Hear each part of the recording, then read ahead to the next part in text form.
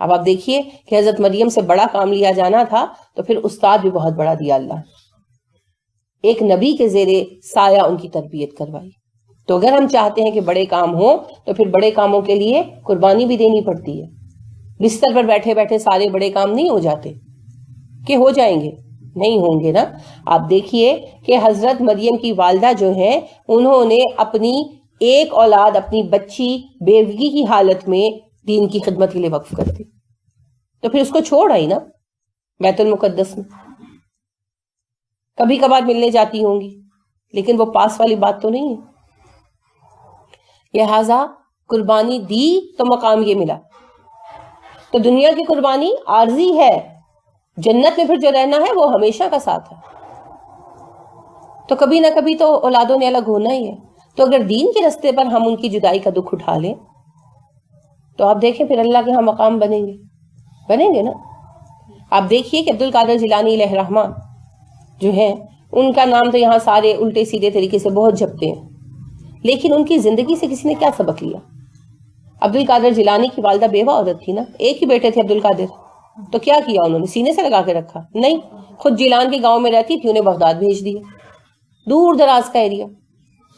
خود گاؤں میں رہتی تھی. اچھا بیٹے کو ملنے بھی نہیں آتی تھی، آ نہیں سکتی تھی، وہاں کام کرتی تھی، مشقت کرتی تھی، پیسے جمع ہوتے تھے، ہر 6-7 ماہ بعد کسی آئے گئے کے ہاتھ بیٹے کو بھیج دیتی تھی. سالوں اپنے بچے کو نہیں دیکھا، سالوں نہیں دیکھا. مذاق ہے کوئی؟ لیکن جنہوں نے دین کے کام کرنے ہوتے ہیں وہ پھر قربانیاں دیتے ہیں. بغیر قربانی دیے دین کا کام نہیں ہو سکتا. میں فیشن بھی کر لوں، میں بچوں کو بھی انجوائے کر لوں، میں محفلیں بھی انجوائے کر لوں، میں دین کا کام بھی کر لوں، یہ ہو نہیں سکتا. کچھ نہ کچھ تو اسکپ کرنا پڑے گا نا ٹائم نکالنے کے لیے. تو پھر قربانیاں دینی پڑتی ہیں. لہٰذا انہوں نے بھی قربانی دی، اور قربانی کا نتیجہ کیا نکلا؟ اللہ فرماتے ہیں فَتَقَبَّلَهَا رَبُّهَا بِقَبُولٍ حَسَنٍ. اس بچی کو، اس عورت کے رب نے، مریم کی ماں کے رب نے مریم کو قبول کیا بہت خوشی کے ساتھ، بہت عمدہ قبول کیا. وَأَنبَتَهَا نَبَاتًا حَسَنًا، اور اس کی پرورش کی، احسن پرورش کی. وَكَفَّلَهَا، کفالت کی اس بچی کی، زکریا نے، حضرت زکریا علیہ السلام کے زیر کفالت ہے. اصل میں جب حضرت حنا جو ہیں کچھ دن ہو گئے پیدائش کو، تو وہ پھر گئیں بیت المقدس اور یہ سوال سامنے رکھا کہ میں نے منت مانی تھی کہ میرا جو بچہ ہوگا میں اسے دین کی خدمت کے لیے آزاد کر دوں گی اور بیت المقدس میں جمع کرا دوں گی، داخل کرا دوں گی، لیکن اب میری تو بیٹی ہوئی ہے تو پھر اب کیا کروں؟ فقہی مسئلہ تھا نا. تو اس پر بہت بحث ہوئی. آخر کار یہ طے ہوا کہ نہیں، بیٹی بھی دین کی خدمت کے لیے وقف کی جا سکتی ہے.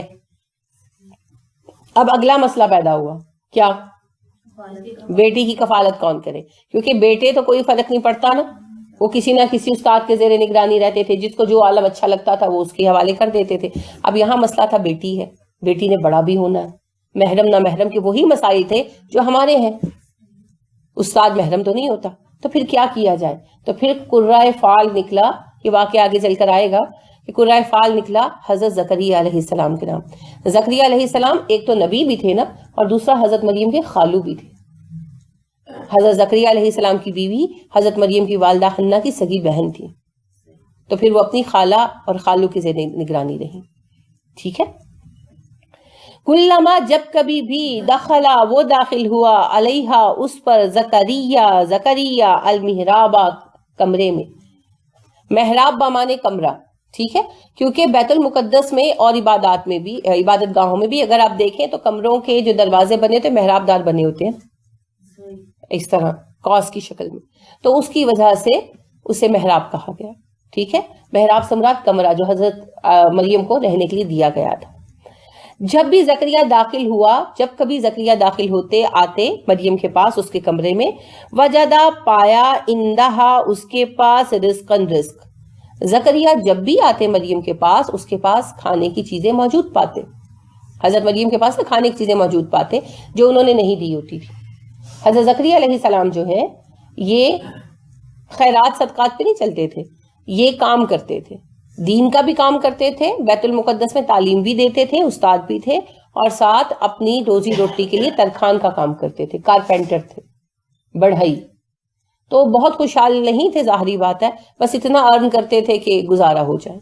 تو حضرت مریم کے پاس جب وہ آتے، اب مریم ظاہری بات ہے بڑی ہو چکی تھی، اور توریت میں بھی پردے کے وہی احکامات ہیں جو ہمارے ہیں، تو لہٰذا وہ پردہ کرتی تھی، اپنے کمرے میں رہتی تھی، خالہ خالو کے ساتھ بس رابطہ تھا.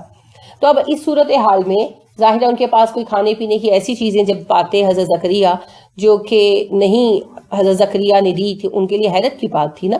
لہٰذا اللہ فرماتے ہیں زکریا جب کمرے میں آتے تو دیکھتے کھانے پینے کی ایسی چیزیں ان کے پاس موجود ہیں، کھانے پینے کی چیزیں جو حضرت زکریا نے نہیں دی. کالا، تو وہ کہتے یا مریم، اے مریم، انا، کہاں سے، لکی، تیرے لیے آیا، ہاذا، یہ، انا لکی ہاذا، مریم تمہارے پاس یہ چیزیں کہاں سے آئی بچے.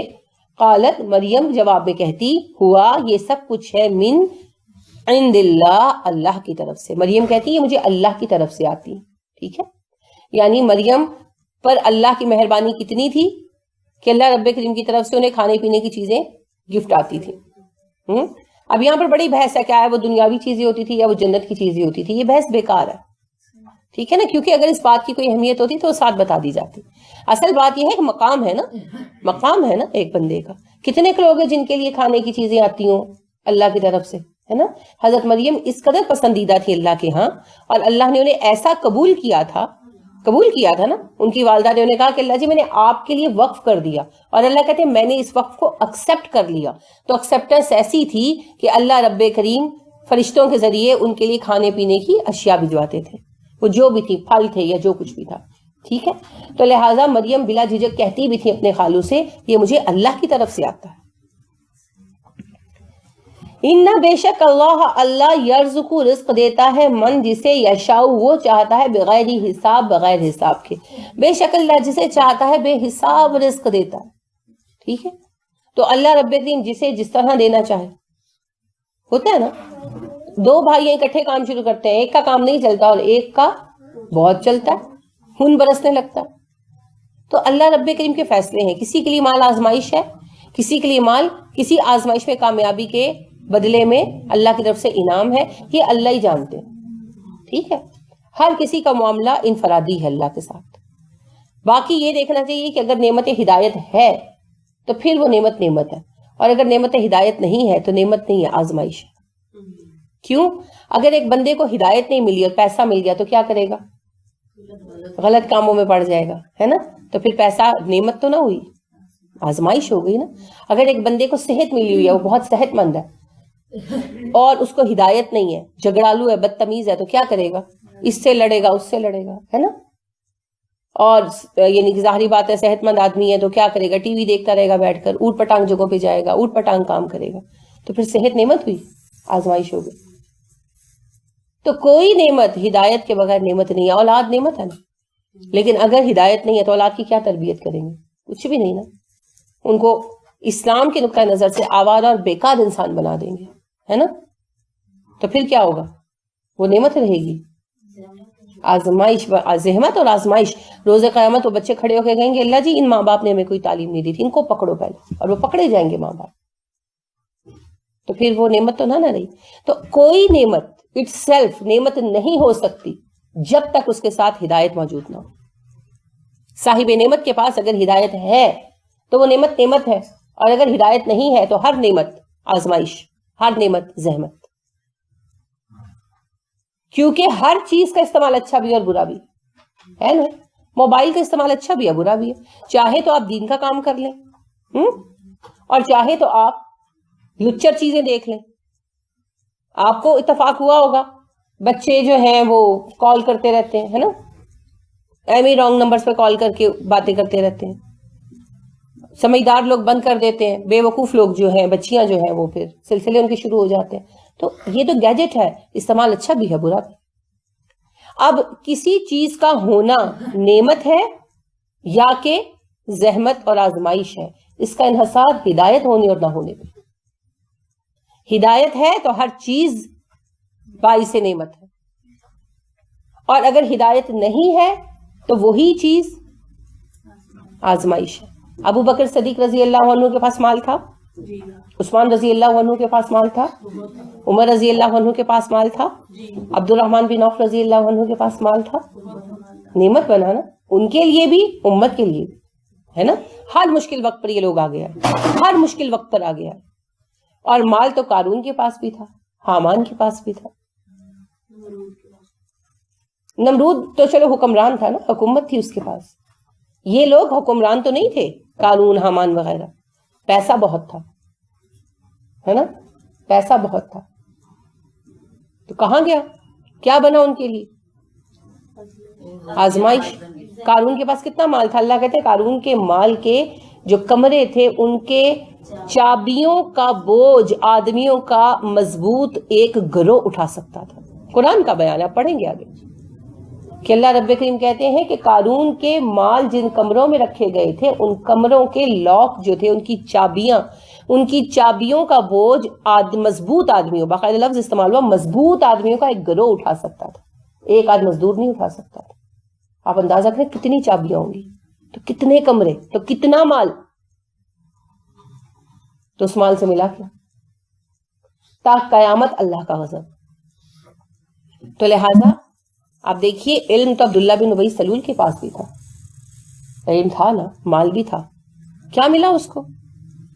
علم تو جو ہے ہوئی بن اختب کے پاس بھی تھا, جو اما صفیہ کے کا باپ تھا, عالم تھا, بہت بڑا عالم تھا. لیکن کیا کیا؟ رسول اکرم صلی اللہ علیہ وسلم کا انکار. اور علم عبداللہ بن سلام کے پاس بھی تھا, انہوں نے 3 سوال کیے اور اسلام قبول کر لی. وہ بھی یہودی عالم تھے.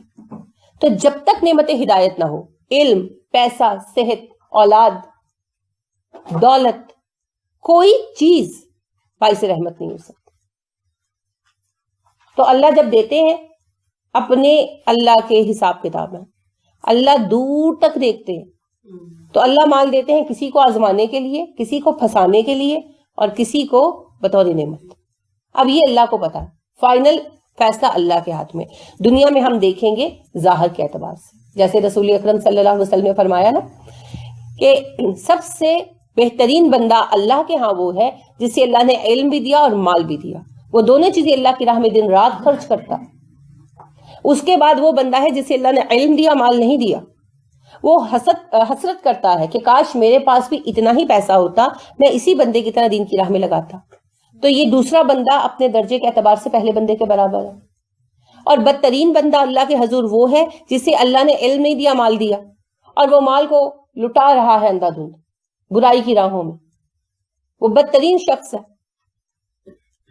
اب اس کے بعد وہ بندہ ہے جسے اللہ نے نہ علم دیا نہ مال دیا, غریب بھی ہے, اور وہ حسرت کرتا ہے کاش میرے پاس پیسہ ہوتا, میں اسی کی طرح لٹاتا. تو وہ اپنے بدترین مقام کے اعتبار سے اسی تیسرے بندے کے ساتھ ہوگا. تو یہ اللہ کو ہی پتا ہے کہ کون کیا کرنے والا ہے, کس کا ظرف کتنا ہے, پیسہ ملنے پر وہ کیا کرے گا. تو ہمارے تو بس یہ ہوتا ہے نا, اس کو اللہ نے پیسہ دیا, بڑی اس کے اوپر فضل ہے اللہ کا. ہمارے ہاں فضل کا بس یہی کرائیٹیریا ہے. لیکن فضل تبھی ہوگا جب ساتھ نعمت ہدایت ہوگی. باقی اللہ جسے چاہتا ہے بے حساب دیتا ہے, اور کسی کو اللہ پورا پورا رکھتا ہے, برابر سرابر. یہ سب اللہ رب کریم کے ذاتی فیصلے ہیں اور اللہ کی ذاتی حکمتیں ہیں اس میں. اب ایک مرتبہ ایسا ہوا, حضرت زکریا علیہ السلام جو ہیں وہ اکثر ان کے پاس اس طرح غیبی کھانا موجود پاتے, پھل ہوتا یا جو بھی ہوتا. تو ایک مرتبہ ایسے ہی موقع پر حضرت زکریا کے دل میں بڑی دقت آئی. بعض اوقات ہوتا ہے نا, دل پہ وہی بات ہوتی ہے لیکن کسی وقت دل پہ بہت اثر کر جاتی ہے. آپ روز اذان سنتے ہیں, کسی دن اذان سنتے ہوئے رونا آ جاتا ہے, ہوتا ہے نا ایسا, تو اس وقت پھر دل سے دعا نکلتی ہے. تو حضرت زکریا علیہ السلام بھی ایک سے زائد مرتبہ یہ چیزیں دیکھ چکے تھے, مگر ایک دن یہی بات ریپیٹ ہوئی تو حضرت زکریا کے دل پر بڑی دقت آئی اور انہوں نے دعا کی. ہنالکا, اسی وقت دعا, پکارا زکریا نے ربہ, اپنے رب کو. یعنی ایک دن حضرت زکریا آئے, پھل پڑے دیکھے یا کھانا پڑا دیکھا, کہا مریم کہاں سے آیا؟ مریم نے کہا میرے اللہ نے دیا, اور ساتھ ہی یہ جملہ بھی کہا اللہ جسے چاہتا ہے بے حساب دیتا ہے. تو حضرت زکریا علیہ السلام کے دل میں دقت آئی, ایک اس طرح کی کیفیت پیدا ہوئی, مضطرب ہوا دل, اور انہوں نے وہیں کھڑے کھڑے اللہ سے دعا کی. قالا, اس نے کہا ربی, اے میرے رب, حب لی, مجھے عطا کر, من لدنکا, اپنی جناب خاص سے, ذریتن, اولاد, طیبتن, پاکیزہ. صرف اولاد نہیں, طیبتن, پاکیزہ. ایک خاتون جو ہے وہ اپنا بات یہ مجھے بتا رہی تھی کہ کہنے لگیں کہ میرا بیٹا جو ہے بہت تنگ کرتا ہے. عمر کی خاتون تھی, بہت نافرمان ہے. میں نے کہا آپ دعا کیا کریں. تو انہوں نے پھر مجھ سے جو بات وہ شیئر کی, اور میں بہت افسردہ بھی ہوئی ان کے لیے کہ وہ کہنے لگیں کہ اصل میں نا یہ میری اپنی غلطی کا نتیجہ ہے, تو میں اس کو کیسے ختم کروں نا. تو انہوں نے کہا کہ میرا بیٹا نہیں تھا, بیٹیاں تھیں. تو میں دعا کرتی تھی اور میں کہتی تھی اللہ جی پاویں من 2 جتیاں مار لے پر میں نے ایک پتر دے رہا. یہ دعا کیا کر. ان پڑھ دیہاتی عورت تھی, کوئی سینس نہیں, کوئی بتانے والا بھی نہیں. تو کہتی ہیں بس وہ بیٹا تو اللہ نے دیا مگر وہ بہت شکی ہے. شکی مطلب شکی نہیں, اردو والا نہیں میں کہہ رہی, مطلب کہ بدبخت, بدتمیز, ظالم, ماں کے ساتھ بدتمیزی کرنے والا. تو میں نے کہا اس بات پہ استغفار کریں اللہ سے, اور اللہ سے رعایت طلب کریں, اللہ ہی دل پھیر سکتا ہے. تو دیکھیں بات پتہ ہے کیا ہے, فہم کا نہ ہونا ہے نا.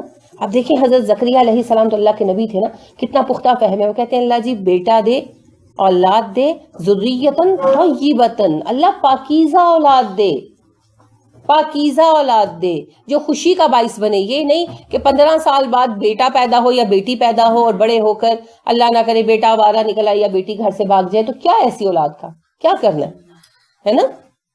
تو لہٰذا اللہ نیک اولاد دے, پاک ستھری اولاد دے.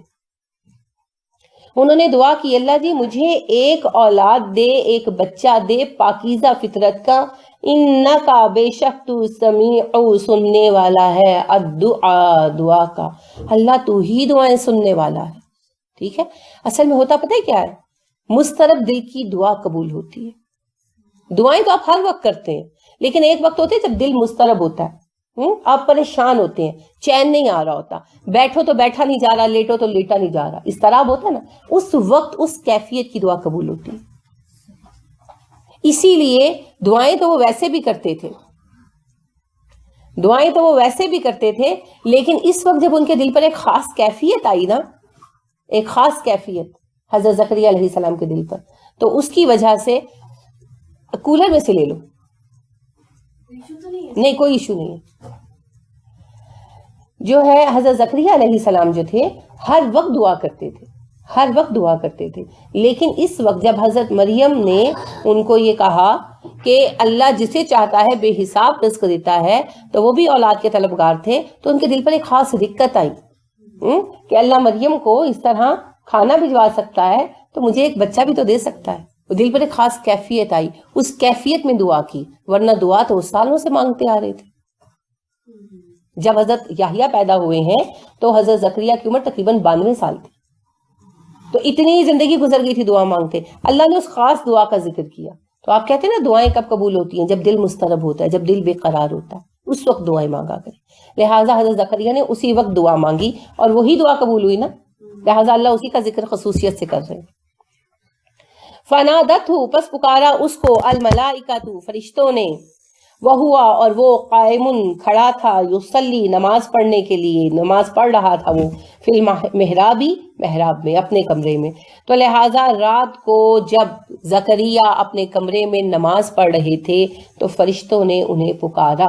اب مجھے کیسے پتا چلا, رات کا تو ذکر نہیں ہے بیچ میں, کمرے میں انفرادی نماز رات کو ہی پڑھی جائے گی نا. ہاں دن میں تو یہ چونکہ بیت المقدس کے ٹیچر تھے تو ظاہری بات ہے کہ باجماعت نماز ہوتی تھی. نمازوں کی وہی شکلیں ہیں جو ہماری ہیں, یہ تو ان لوگوں نے اب ختم کر دی. ٹھیک ہے, نماز کیونکہ اللہ کو سب سے زیادہ پسند ہے نا عبادت میں, تو شیطان اسی کو سب سے زیادہ ختم کراتا. تو عیسائی اور یہودیوں پر نمازیں اسی طرح فرض تھیں جس طرح ہم پر تھیں, اور اسی طرح باجماعت فرض تھیں جس طرح ہم پر تھیں, اور وہی نماز تھی جو ہم پڑھتے ہیں. ٹھیک ہے, دعائیں مختلف ہوں گی, سورہ فاتحہ کی جگہ توریت کی کوئی صورت پڑھتے ہوں گے, اور اسی طرح باقی بھی تسبیحات وغیرہ عبرانی میں پڑھتے تھے, لیکن یہی شکل تھی. ہو سکتا ہے رکعتیں کوئی آگے پیچھے ہوں, کوئی 2 کی بجائے 4 ہوں, کوئی 4 کی بجائے 2 ہوں, یہ فرق تو ہوگا کیونکہ ہمیں کوئی ثبوت ہی نہیں ملتا نا کہ کتنی رکعتیں تھیں. لیکن نمازیں ان پر بھی 5 تھیں. ٹھیک ہے, اور جو ہے یہود پر, اور جو ہے عیسیٰ علیہ السلام کی امت پر روایت آتی ہے کہ 2 تھیں. زیادہ درست تو اللہ ہی جانتا ہے, کیونکہ انہوں نے نمازوں کا ذکر ہی ختم کر دی, وہ چیپٹر ہی اڑا دی. لہٰذا پتہ ہی نہیں چلتا کہ نمازیں کتنی تھیں اور کتنی نہیں تھیں. تو لہٰذا ان لوگوں پر بھی نمازیں فرض تھیں وقت کی پابندی کے ساتھ، با جماعت فرض تھی، نماز کے وہی احکامات تھے جو ہم پر ہیں. تو ابھی چونکہ ان کے انبیاء کا سلسلہ تھا نا، تو نماز تھی، چاہے لوگ پڑھتے تھے یا نہیں پڑھتے تھے، لیکن موجود تھی نماز. تو دن میں تو حضرت زکریا علیہ السلام لوگوں کو بیت المقدس میں ہی پڑھاتے تھے نا، جو بھی حصہ، بیت المقدس تو بہت بڑا اوبویسلی، تو جو اس حصے میں یہ پڑھاتے تھے، جو پورشن ان کو ملا ہوا تھا.